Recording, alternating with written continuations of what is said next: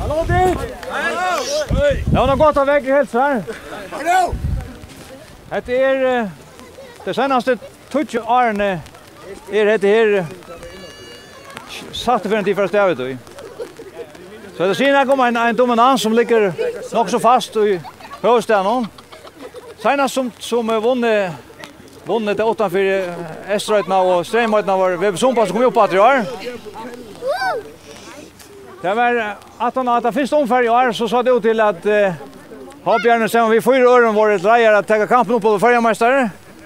Och utan jag gör det någon här som till spalt i mot Tamolin som var jag bjöd ta visst det styrke och häckne och lötte avstånd där jag gör det snär.